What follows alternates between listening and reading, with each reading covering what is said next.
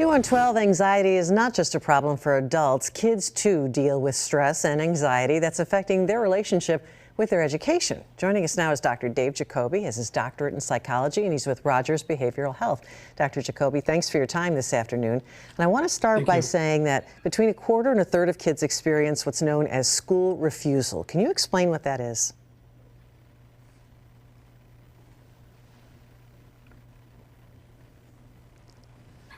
Dr. Jacoby? Sorry, could you repeat that question? I lost your audio there for a second. Sure, absolutely. I was talking about school refusal and how between a quarter and a third of kids experience it, but can you explain what it is? Sure. School refusal is really not going to school either for the full day or part day because of an anxiety disorder. So the child is concerned about interacting socially with other kids. They have excessive worries about academic performance. They may be experiencing panic attacks, that sudden rush of intense fear or discomfort. And so they just don't feel comfortable being away from home where they may be subject to having these kinds of symptoms. This is tough terrain for parents to navigate. How is anxiety disorder different from general nervousness? And when do you know that you need to seek professional help? Yeah, that's a good question. We get that a lot from our families. And usually with things like stress, which obviously our kids are dealing with a lot of stress, the stress tends to be kind of short-lived. It's transient. So once I'm done with that exam, I feel better. Once I'm done with that, track meet, I'm feeling much better. When we talk about an anxiety disorder, we're really talking about something that's more chronic in nature, meaning the symptoms have been present for many months.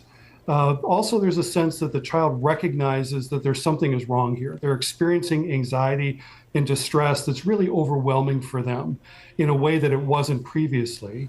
And then lastly, there's some kind of impact on the child's ability to function, some interference and impairment of some sort.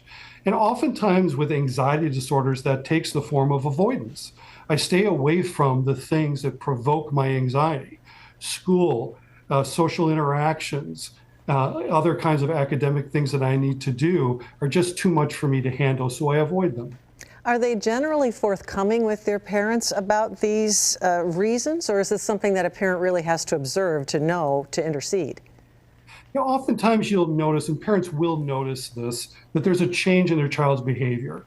It can also come from the school. The school saying, gee, your child's academic performance is, less than it was before.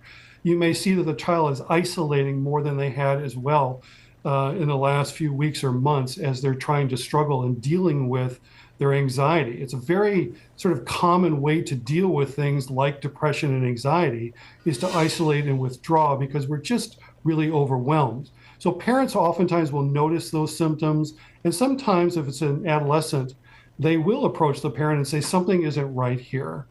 With very young children, they may be also acting out, exhibiting tantrums or being aggressive verbally or otherwise with family members as a result of having to deal with these really strong negative emotions. It's so important to keep those lines of communication open. Thank you, Dr. Dave Jacoby, for your expertise this afternoon. Thank you. Turning our attention to Weather Watch 12.